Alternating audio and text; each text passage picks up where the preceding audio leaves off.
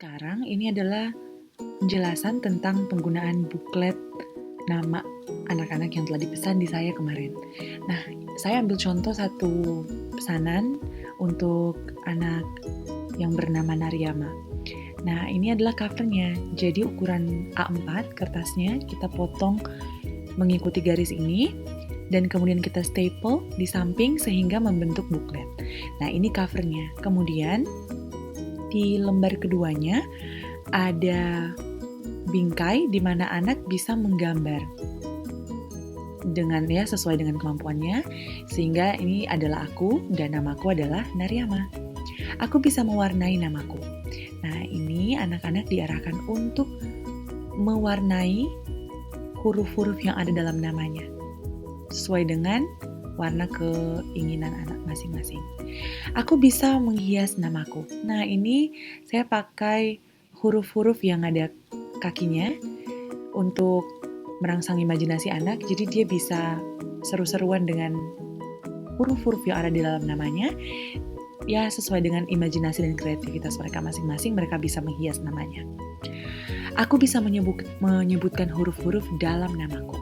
Nah, huruf-huruf ini kalau dilihat ada dots atau ada titik-titik di bawah masing-masing huruf. Buat apa sih?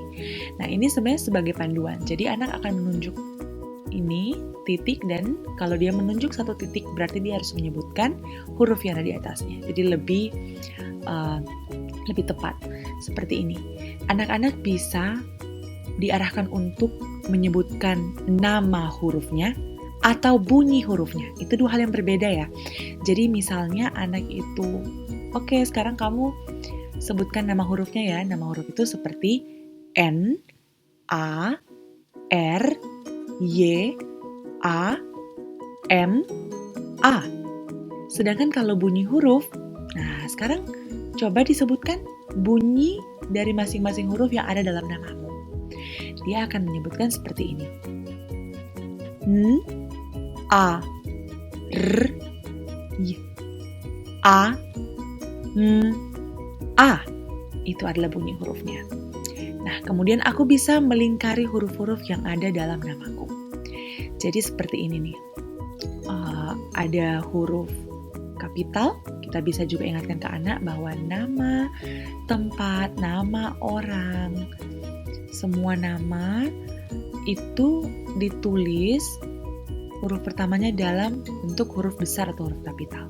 Nah, ketika dia melihat ada huruf N di sini, huruf besar, anggaplah anak belum tahu ya huruf dari A sampai Z, tetapi dia bisa dengan indera penglihatannya melihat bentuk yang kira-kira sama dengan itu.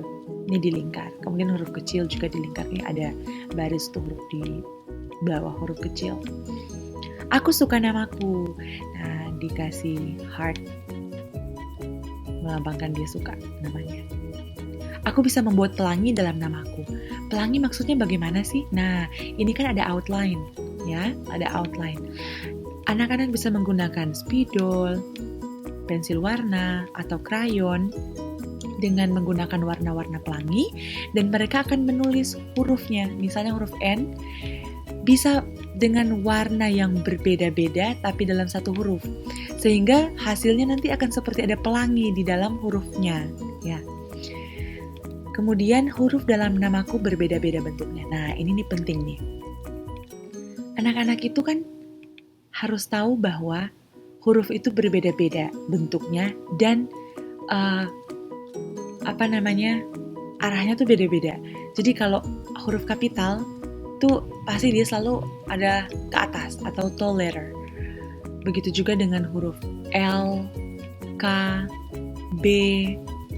Kalau huruf A, huruf-huruf kecil seperti A, R, M, N, U, I, O, itu semuanya kita sebut itu small letter. Dia dari kecil di sini, tengah-tengah. Kemudian ada huruf yang turun ke bawah. Kita bisa sebut itu full letter. Jadi seperti G, Y, J, itu ke bawah. Dengan adanya bantuan kotak ini, anak-anak itu akan semakin aware atau semakin ngeh gitu ya. Oh iya, ini memang beda ya, nggak sama rata ya.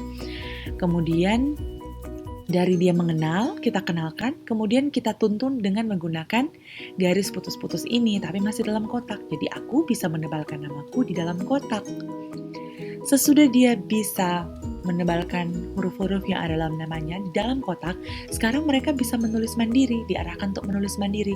Tetapi masih dengan bantuan kotak ini, dia akan ingat, oh iya ya, Naryama, N itu adalah huruf pertama dari namaku, berarti harus ditulis dengan huruf besar di ke atas seperti ini.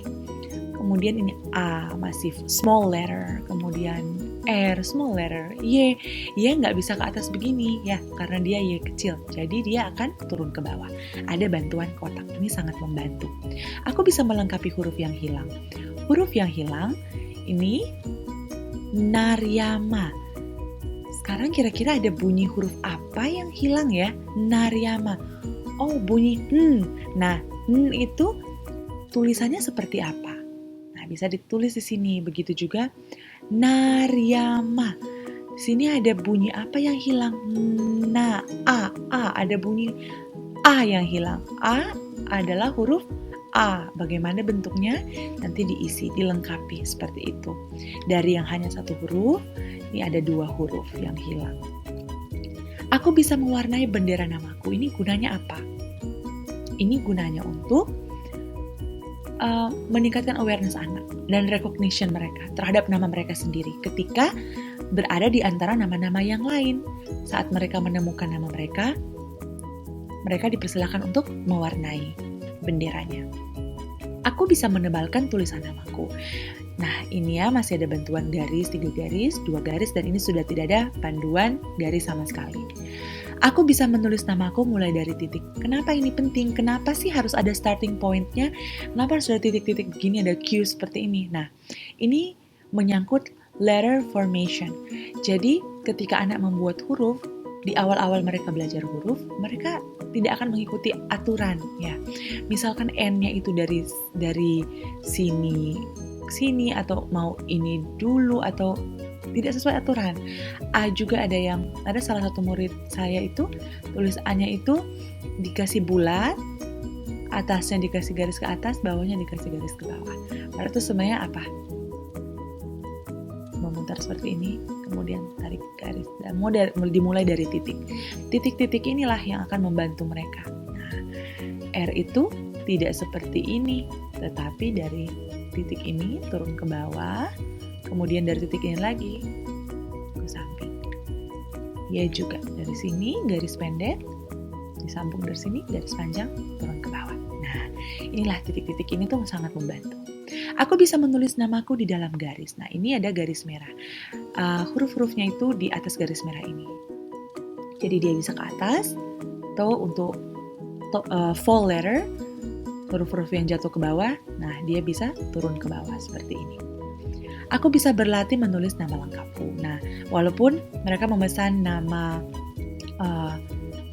nama depan ya, tapi ada page yang khusus untuk menulis nama lengkap. Gitu. Aku bisa mengenali namaku. Nah, ini nama anak ditulis dalam berbagai macam font atau jenis huruf. Karena kadang-kadang di kehidupan nyata nanti mereka akan melihat, oh ya A itu nggak selalu begini loh, A itu bisa seperti ini. Kemudian Y juga nggak selalu lurus-lurus begini loh, ada yang agak bengkok seperti ini. Ada yang bold, ya, ada yang outline, kemudian ada yang semuanya huruf besar. Kadang-kadang ditulis seperti itu. Nah, biar mereka kenal. Semoga juga apa yang dijelaskan tadi itu bisa menjadi tambahan pengetahuan buat orang tua semuanya dalam mengajarkan anak membaca, menulis, mengenal huruf, dan lain sebagainya.